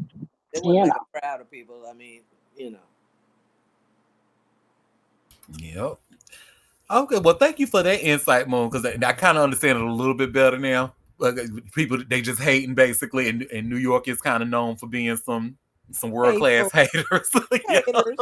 oh yeah, and I'm sure they're New York Knicks fans, so they talking top tier, stuff. So, yeah, I like LeBron. Like LeBron has really been a good role model, like his whole career. He really has stayed below. I mean, I'm not saying he's a perfect person, but he's like Not too much. he's been a really good role model and kept his nose clean, and maybe we don't like all his choices he made, but hey, that's his life, Yeah. and He there's nothing that he's done outwardly that I've seen that would warrant the level of hate that people have for him. he mentioned DJ Khaled though. I don't know anything about that. Go ahead, Will. Me either. So to BB's point, what you're saying, because if you notice a lot of these, well, I consider myself sports ball adjacent because I only follow one sport. But the majority of the time, especially when it comes to like these westernized sports like basketball and the like, if you notice, it's heavily emasculated. It's a heavy male presence, and so it kind of ties back to what we were talking about earlier. That what you experience is a result of a society who tells men that they should suppress their feelings, and it comes out like that in a very toxic, destructive way. So that's really the foundation as to why they act so fucking crazy and destroys it. Destroys it is because they aren't provided the outlet. They're not seeking outlet to really process what's actually going on with them. I know it's going into like a very therapized space, but that's something that I've noticed and can confirm to be true. Good point. Look, and again, that explains a lot for me. It kind of brings a lot to perspective. Well, that was a good discussion. It clearly made me care about sports ball. Well, not sports ball per se, but I guess sports players just a little bit. Maybe because usually I wouldn't care about shit stories like this, but this was a cute story to talk about. I think this has something to do with Drake. Like I remember LeBron was noticed at Kendrick's concert, and he was friends Ah, with Drake as well, and Drake seemed to feel some kind of way about it. I see here Drake seems to diss LeBron James and DJ Khaled, so maybe that has something to do with them being at Kendrick's concert, and he thought, you my friend. Oh, After the not like oh yeah, came, I remember that. Maybe that's what he was talking about. maybe you're right. Yeah, because Drake was big mad. Yeah, he was was upset. at the he was at the pop out concert in LA. Like I've been around you, I've been around your family, you know what I'm saying? Yeah, I got a tattoo of you on my body. yeah. Go ahead, Will. I wanted to make a point to what Miranda said earlier. So even though he may not overtly have done things, this, as the saying goes, show me the five people you hang around the most, and they'll tell you who you are. Like Mm, if we pay attention to the company he tends to keep, that should tell us everything that we really need to know I see. about him and him character wise. because if you it, Johnny had five apples, and yeah. Okay, but Charlotte, who does he hang around like on a consistent basis that I'm missing? Because Well, on a visual scale, Toy Lanes, yeah, Drake, uh, it goes on like things like well, that. He aligns himself with very problematic people in one way or another. That ultimately speaks to his character. It's like well, I feel like those people attached to him because he's I feel like he shows that one, he doesn't him, he didn't have no loyalty to Drake because clearly that wasn't it was just like, yeah, we cool. I don't think I don't know. I just don't think he's Drake wasn't his core friend group. His core friend group is the friend group that he put on and made and they have a thing, and his basketball friends. Like I just don't think Drake was or Tory Lanez was like the actual company that he keep. They were just, we out peripheral. They want to be, with Oh, the top athlete. I don't know. That's just how I see it. I don't see him like being BFFs with them like that. But he was definitely I BFFs get with your point. he was definitely BFFs with Tory. Because well, one, because Tory, they really? Tory Lanez, yep. Because what happened was they bonded over hair transplants. LeBron was one who gave like Tory that information, and then remember he Uh was one of huh. the people that wrote to the judge on his behalf. There Oh, was I didn't definitely. know that. Did he? I didn't know that. Hmm. Oh, that's disappointing. But I didn't know he did that. Ooh, that's a you factor. so again, I Hmm. say, if you look at it, Okay, to your point, Will, I hear you. I do. yeah, and to be fair, in regards to Drake, I think I've never known LeBron to hang out with white women, so I think the jury's out with Drake. Yeah. And then you see BB said in the chat, will I be careful with that with what you were saying because we like Derek. These bitches be reading me in this chat, honey. And because I have a degradation kink, I love it. So, Y'all are fun. well, does anybody want to add anything about LeBron big ass before we his tall 6'9" ass before we go to the next story? Fuck her. Boo. Oh, His wife is that girl though. I Love love her. Samantha. Savannah is so. I just love her. She's so cute. My bad. And I call her Samantha by mistake. Savannah. I love Savannah. And Chili, you're gonna have to follow BB on Blue Sky because both him and that bitch Hammy just left me on Twitter for dead, honey. Uh-oh. Okay. Well, our next story, honey, R. Kelly. We got to talk about him again. Boo. Boo, right. Well, initially we talked about him. I'm trying to. He said that first, somebody from the Aryan Brotherhood plotted to the Aryan Brotherhood plotted to have him killed. Then he's saying the prison staff is coming after him, so he pretty much tried that to go home basically. But now he's trying something different, and let's talk about it. So y'all see, I'm sharing a link here from All Hip Hop. R. Kelly begs for a new trial alleging legal sabotage and prison murder plot. So he's trying everything that he can. I guess he's sick of jail, and I guess anyway. R. Kelly is pleading for a new trial in Chicago federal court, claiming prosecutors and prison staff conspired to kill him and derail his legal defense. In his latest motion filed Friday, June 20th, Kelly's attorney, Bo Brindley, accused the U.S. Attorney's Office in Chicago and the Bureau of Prisons of misconduct, including stealing confidential legal mail, coercing a key witness, and allegedly using white supremacist inmates to carry out an assassination attempt. This is not a coincidence, Brindley wrote. This is not an R. Kelly production. This is what they are doing to him as these words are being written. The motion centers on a witness known as Jane, who initially testified in R. Kelly's favor during his 2008 trial. According to the filing, prosecutors pressured Jane into changing her story by threatening her parents with prosecution and promising her financial rewards. Her revised testimony became a cornerstone of Kelly's later federal conviction. Kelly's legal team also accused prison officials of collaborating with Kashan Mag. I'm gonna say this name wrong. Kashan Madugumdi, a, a, a government informant who allegedly stole Kelly's attorney-client correspondence while they were cellmates. That mail, according to the motion, was passed to another informant, Larry McGee, who then showed it to Jane and another witness to provoke them into testifying against Kelly. One of the most serious claims in the motion involves the alleged murder plot. Michael Glenn Stein, a high ranking Aryan Brotherhood member, reportedly told Kelly that prison officials sent him to FCI Butner with orders to kill him. Stein claims a Bureau of Prisons official promised him early release in exchange for carrying out the hit. Instead, Stein says he warned Kelly and refused to follow through. He is now prepared to testify under oath.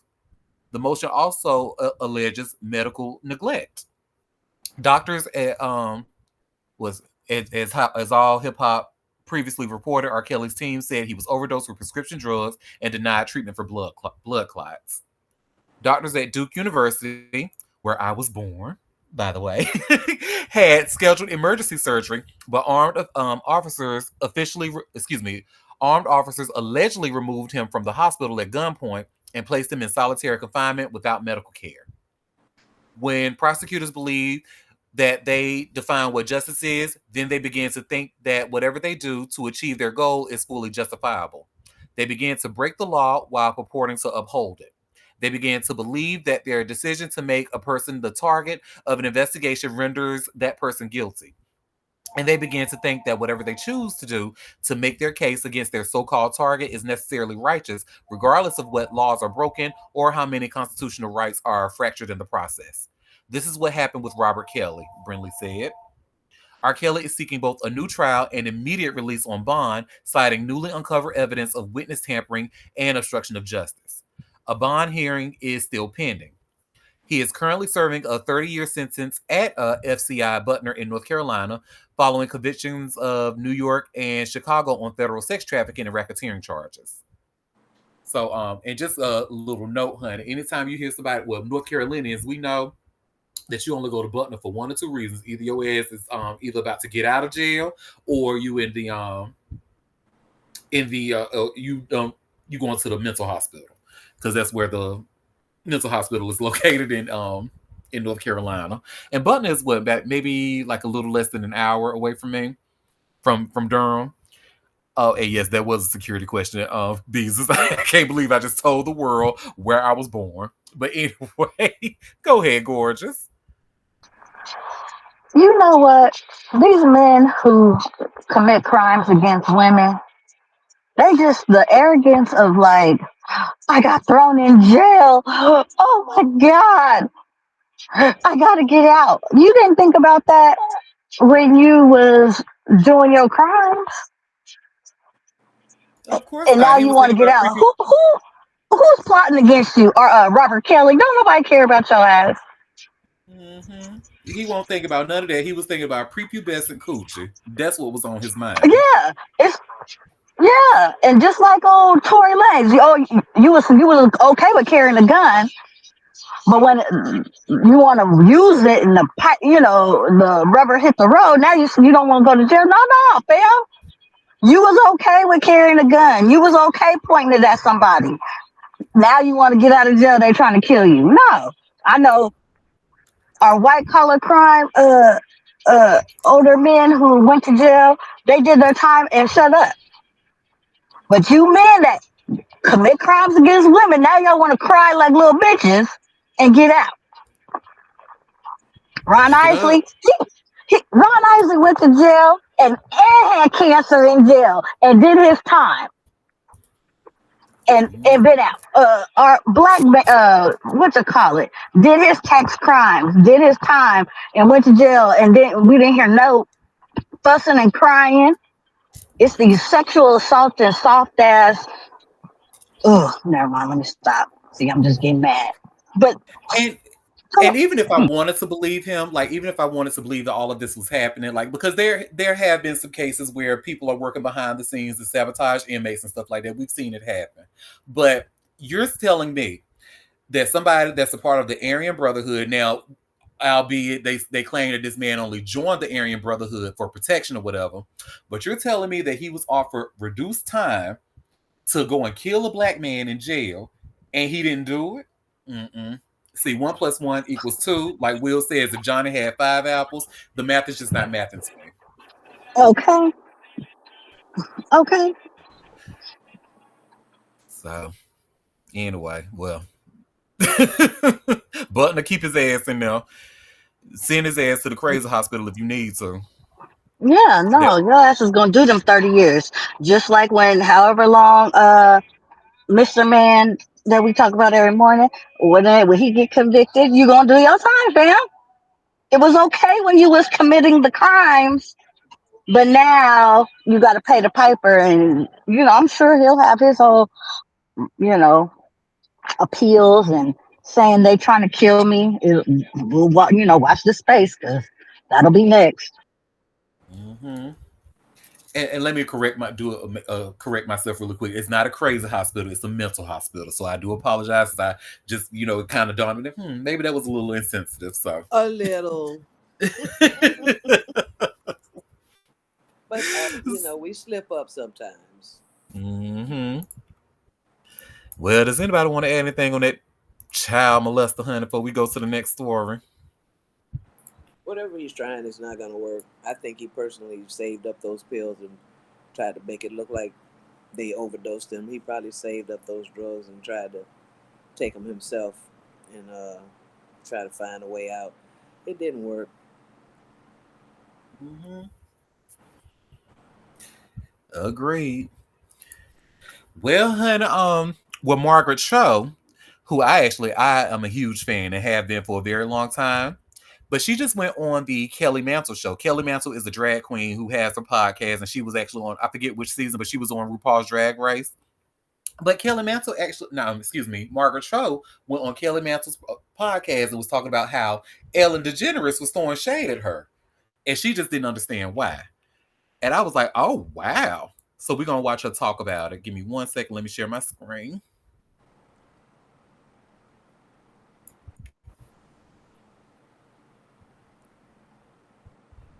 Okay, should be loading any second now.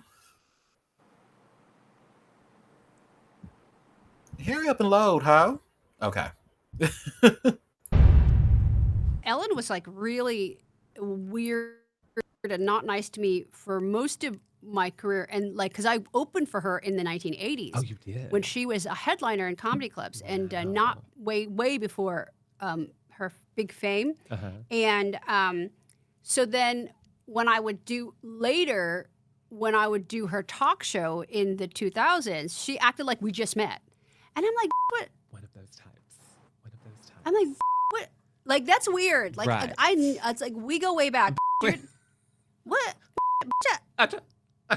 Like it's so creepy and weird. But also the other thing was David Bowie had been on the show, and he was so excited that the night before that I had come to his show wearing this giant Chinese emperor outfit. He was really thrilled about it, and he talked at length about it. And she cut it out of the show, which made me so mad. And the producer, who's a really good friend of mine, had to call me and tell me, I can't believe she did this, but she cut it out of the show. But you need to know that he was going on and on about your outfit. Oh he my loves you. God. God said your That name. is so petty. Which is so rude. That is so gross. I don't know if it was personal. Maybe it was for time. Right. But still, I'm But going to take it still. personally just because Honey, I decided to. You should have sent her a note and said, send me the footage. I'll post it I to my YouTube. I know it exists somewhere.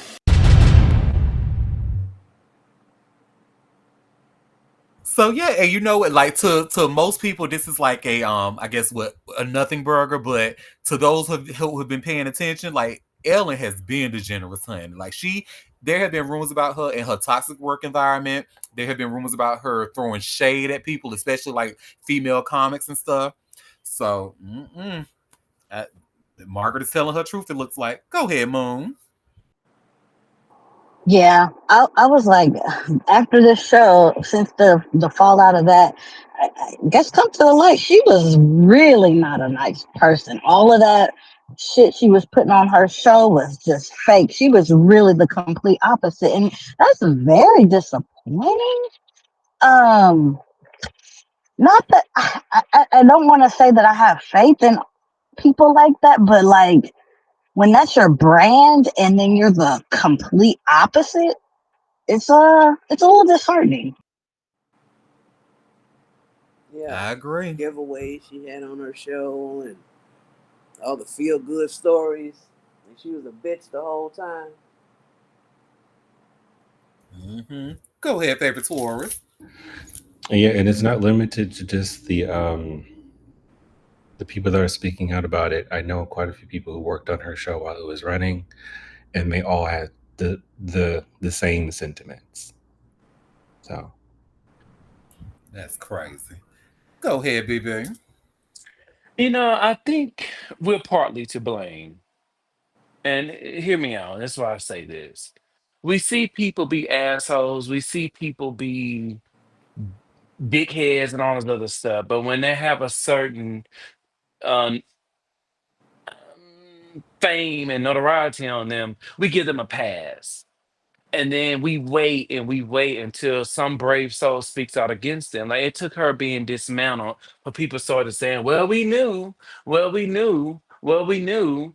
Like that's why I don't have a problem with calling people. I don't care who you are. Like you're not gonna treat me any kind of way. You're not going to think you're gonna get a pass because you could quote unquote shut me up with your financials. Fuck you.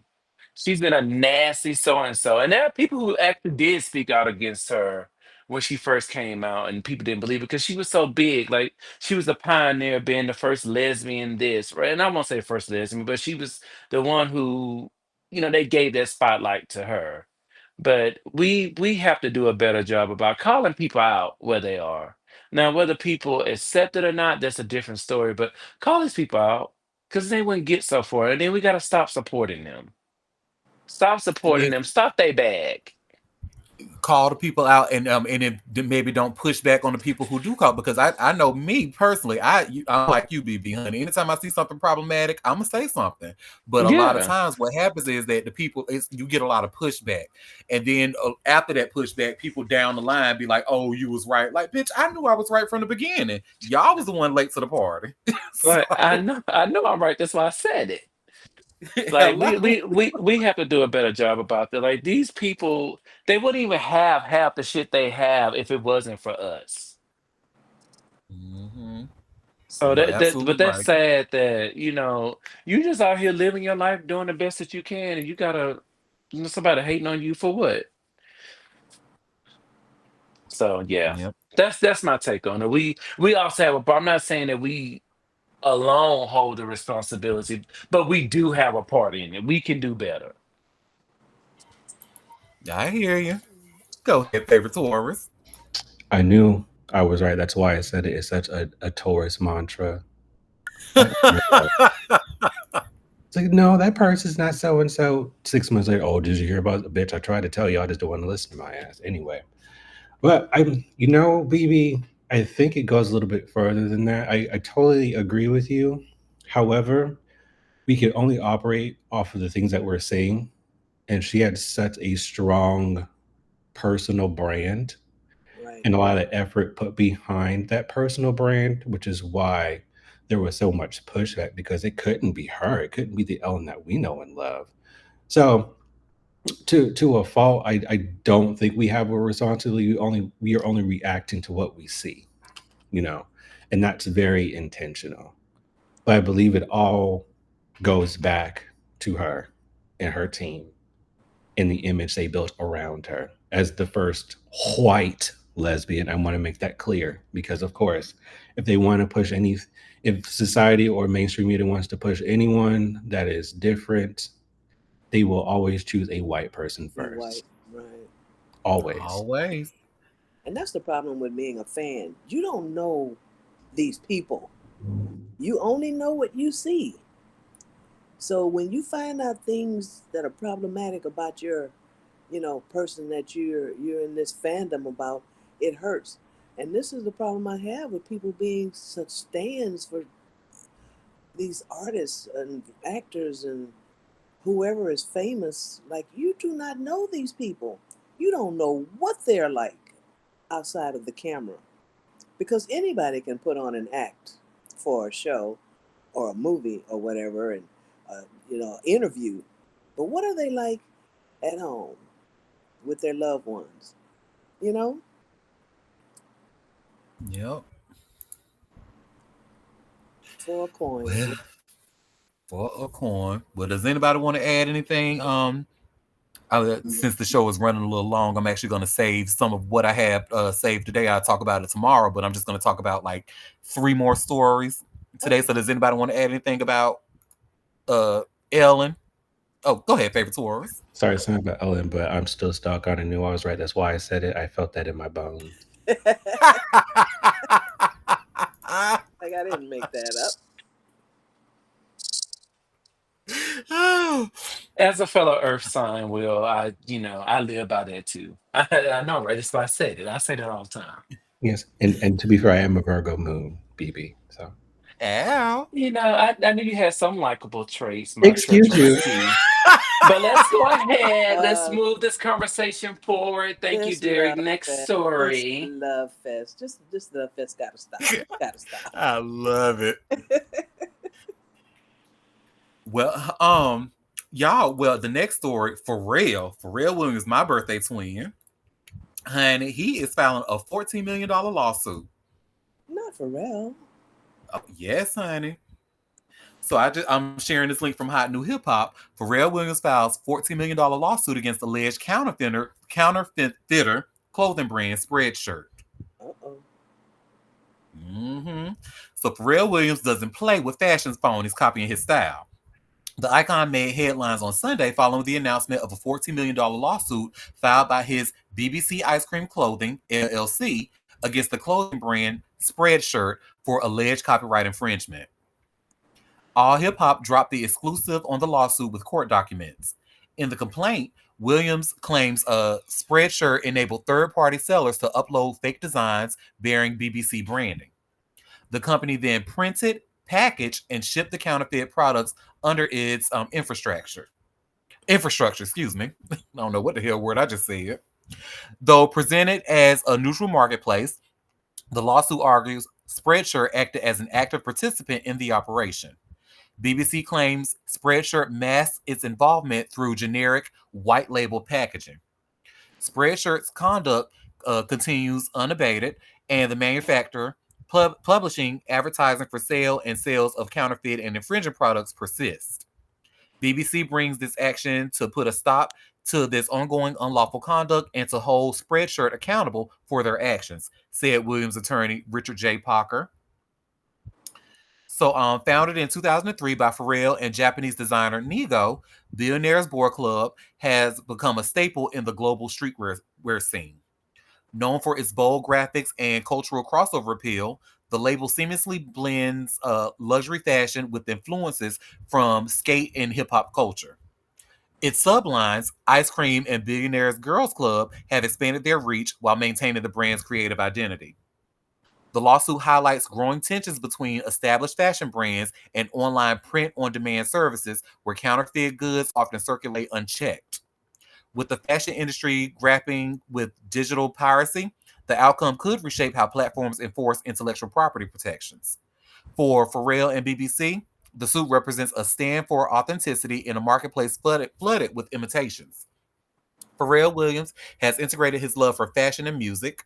The icon assisted in the creation of the upcoming reunion album by The Clips, Let God Sort Them Out.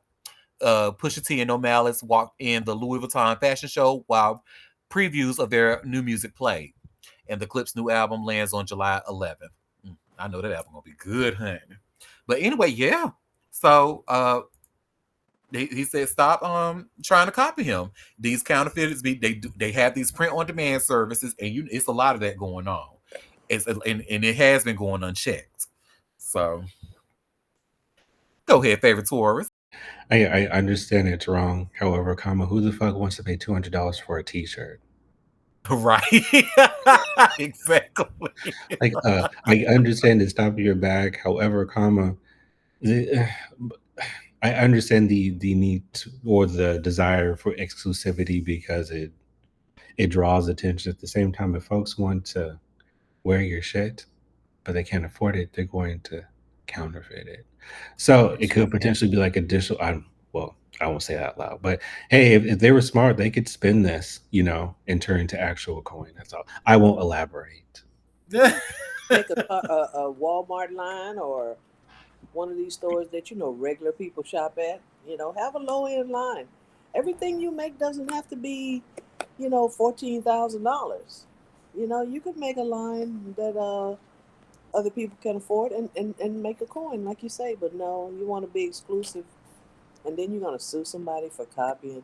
I just I see the point, but in this economy and the way things are going, pumping out stuff like this and protecting it in this manner, it just seems so much involved in the divide between rich and poor that's getting bigger and bigger, and it's like the separation is just it's not pretty, and I don't like it. Yeah, I agree. Now, and I agree with y'all with the people who are fans of his and want to wear his clothing but can't afford it, so they may Hmm. indulge in a counterfeit. And that part I don't have the problem. The part I didn't like about this is that they try to pretty much throw rocks and hide their hand behind their backs. That street shirt company, because they Right. sat there and told Pharrell and his team, "Oh, we're not making any profits off of this. We're not doing anything." Whole time they were the ones behind hiring a third party, selling those products on that site, and still making a profit off of it. So it's the backdoor and shit I didn't like. But yeah, I hear what y'all saying, honey. Moon, go ahead, gorgeous. Thank you. Um, I think Pharrell has lost sight of his roots, honestly. And he's very delusional. And I don't really care for him that much these days. Um, honestly, he forget he come from Virginia, and he act like he been upper echelon since he walked out the womb. And I don't know. I don't like his vibes. It's not his fault, boo. He's an Aries. It's what we do. Let me stop. Auntie, let me tell you, let me say, let you act that way, and I'm gonna personally put hands on you, okay? Ooh, don't threaten me with a good time. Go ahead, favorite Taurus. No, Miranda, you're supposed to say you're going to throw some vegetables at him if you really want to get Oh, at him. no, no, that's harsh. That is just mean. Oh, Yes, okay, vegetables. you right. Okay, I'm gonna keep that in mind next time if I really want to get under your skin. Mm. So celery, bell pepper, onion. Yeah, say that. But I have a slightly different perspective, Miranda. Okay. Like I understand where you're coming from. However, Pharrell has been such a cultural icon in terms of like fashion and music for the past 20 plus years. I can understand how he can navigate and move in certain spaces. So, not saying that what he's created isn't warranted. I'm just saying there's an opportunity there, but it may not be something that is desired because of who it targets. Because again, the exclusivity is intentional. Right. So I get it. Like Pharrell has been that guy for as long as I can remember, especially my formative years. Pharrell was the one, you know. And that's fine. But yeah, I just these times it's just not it's not It's a hitting. little tone deaf. Yeah, a little. Yeah, this should be the time where you are most sensitive to your community. This is a time where we're down, and there should be more of you having an understanding. Not saying that people are supposed to rip you off. I'm not saying that at all. But just I don't know, he's kind of giving me those vibes for a while. And I'm just like, I mean, you were kind of like, you definitely, you know, were culturally. making things happen in the early 2000s. I mean, granted, he's been doing this for decades. He's pinned many hits left and right, but still, like, boy, please, let's be for real. Go ahead, favorite Taurus. And also, really quickly, I don't want to harp on this too much. Think about it from like a personal perspective. You've been working and doing something for so long. Don't you expect to evolve in some capacity? It could be a promotion. It could be something that kind of speaks to what you are in life. So I definitely think it applies to not only tone deaf people like Pharrell who only care about their wallets, but us as well. There's a commonality there that we can kind of look at it from a perspective of our own lives. We deserve to evolve. We deserve to, if we Oh work for yeah, it, we deserve to have that evolution as well. So that's how I yes. see it from like I see it from that perspective. Oh, you're so glass half full. I love that for you, Charlotte. I love it. Y'all Of a course, mess. of course, Miranda. Well, does anybody want to add anything about my birthday twin, Skateboard P, before we go to the next story? Y'all share a birthday that says enough. Yes, it says we're fabulous. Oh, well, this next story, y'all. So Nicki Minaj, child, and because it's Nicki Minaj, we won't even spend too much time talking about this. But she pretty much y'all remember when we talked about the CEO of Rock Nation, Desiree Perez, and how she used her connections and powers to allegedly have her daughter committed to get her away from that husband of hers. So Nicki Minaj is actually co-signing that pretty much. So, child, but it's one of those things where I guess right message, wrong messenger, or whatever. And y'all see here, I'm going to read an all hip hop article. Nicki Minaj conspiracy theory co-signed by Rock Nation CEO's daughter.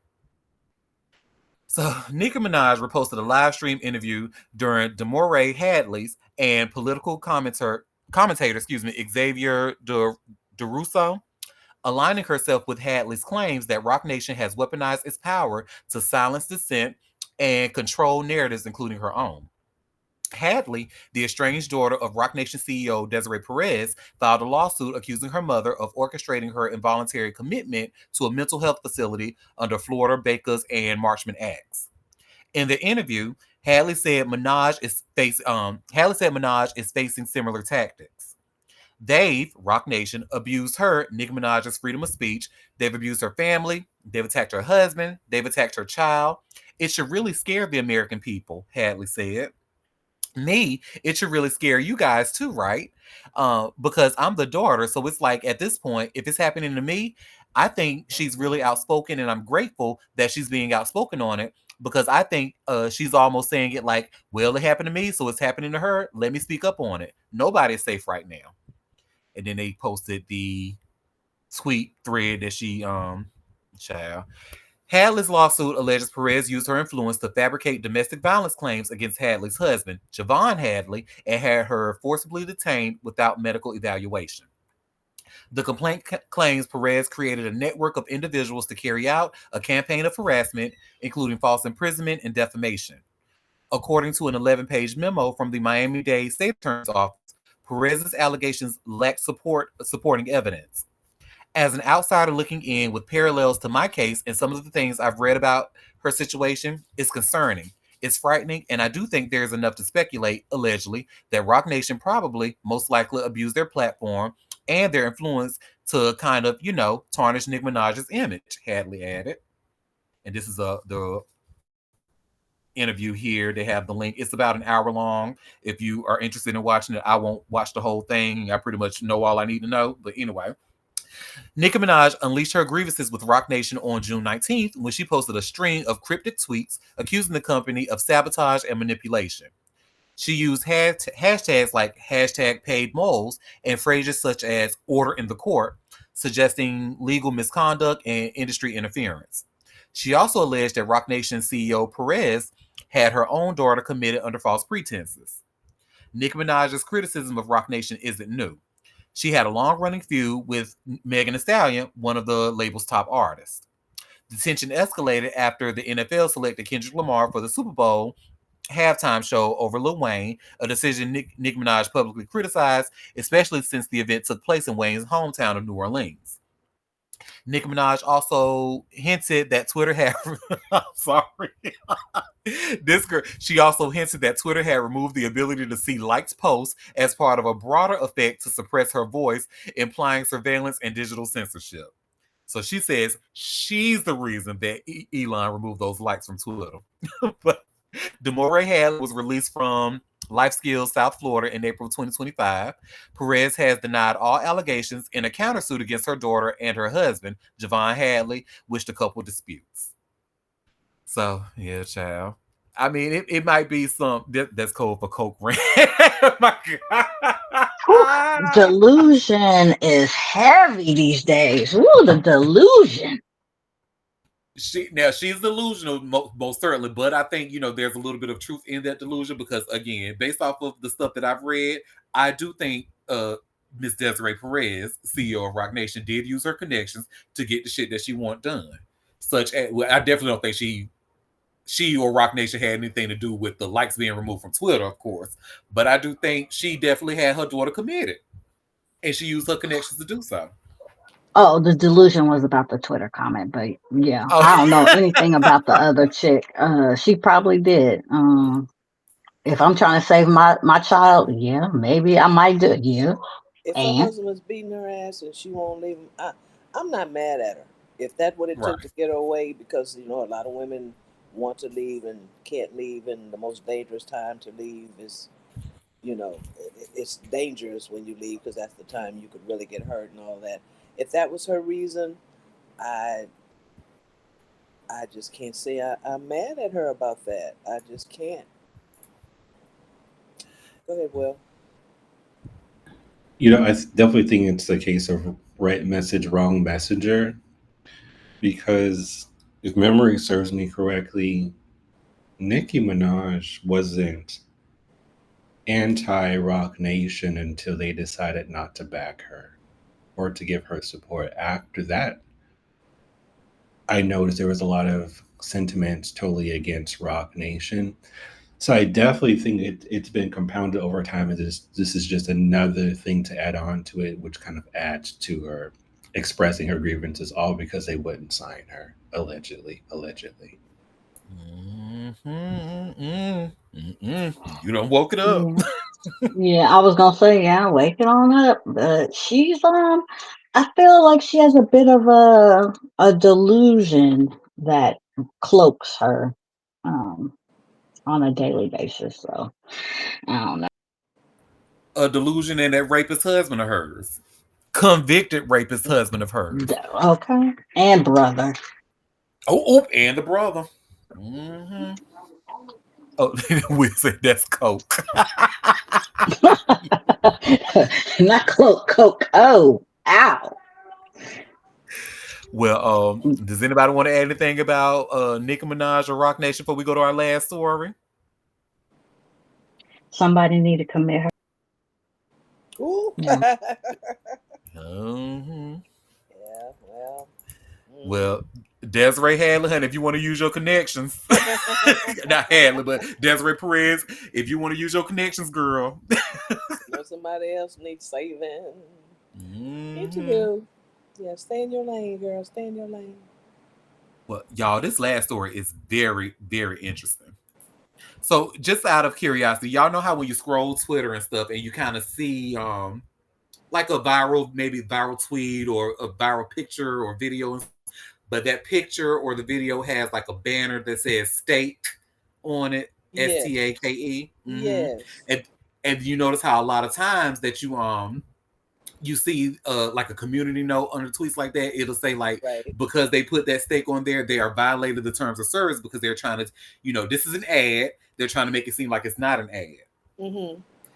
Well, DJ Vlad is spilling the tea because Drake is actually partnered with Steak.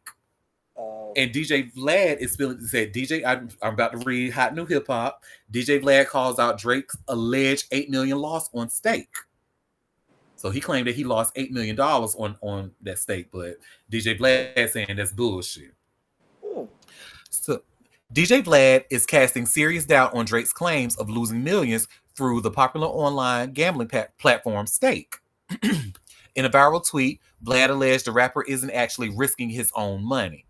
Instead, he claims Drake is using house money provided by the company, citing sources within the gambling industry who say the rapper is a stake part owner. According to Vlad, the supposed losses, like a reported 8 million, are part of a marketing tactic designed to draw attention. He argues that because Drake is financially tied to stake, the bets are more promotional theater than genuine risk. Vlad also highlighted a technical detail to support his claim. In regulated sports betting, large bets usually shift the odds. But in Drizzy's case, the odds stay unchanged, which Vlad interprets as proof the bets aren't real. So the broader critique goes beyond the sixth god. Vlad's comments tap into ongoing concerns about celebrity endorsements in gambling and crypto spaces, especially their impact on younger audiences. By appearing to place high stakes bets, Vlad argues Drake may be glamorizing risky behavior and misleading fans about the real stakes involved. Though Drake hasn't responded, his high profile gambling videos continue to flood social media, raising questions about transparency. As more celebrities partner with online casinos and crypto platforms, calls for clear distinctions between promotion and authentic play are growing louder. Vlad's accusations cut into the allure of celebrity betting culture, urging fans to think critically about what they're watching and what's really at stake.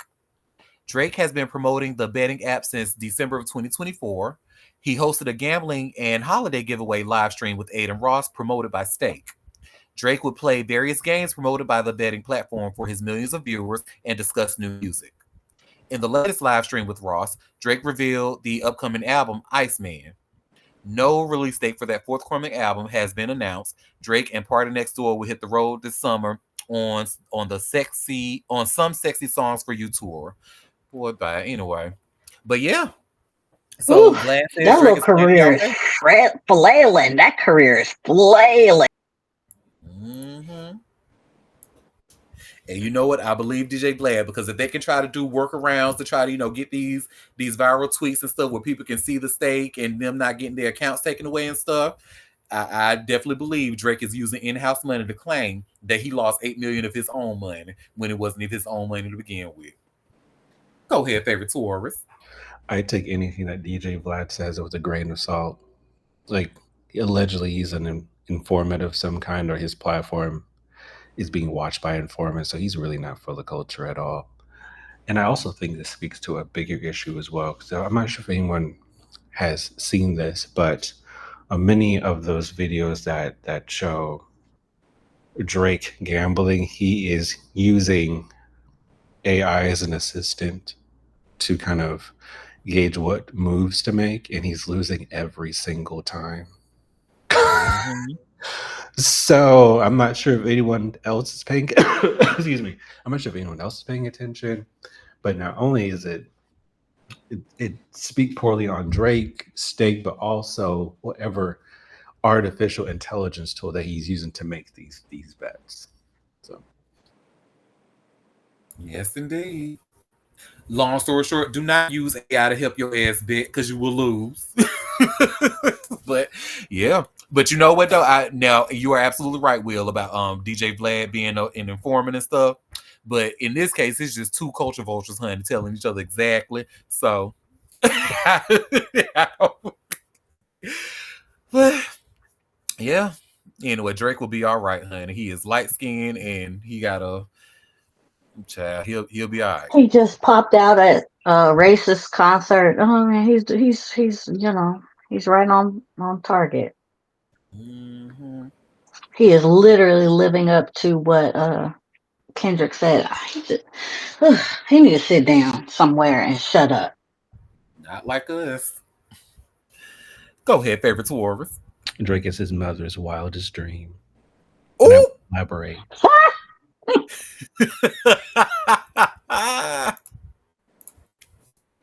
Well, y'all, that was all the tea that I had for us today.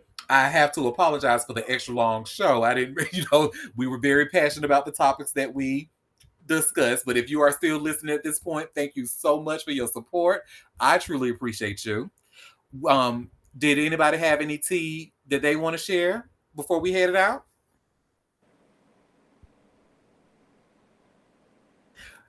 Y'all, well, thank you for taking time out of your busy day to come and sip tea with me. We will be back tomorrow at 12:30 Eastern Standard Time for the live show if you can make it. Hope to see you then.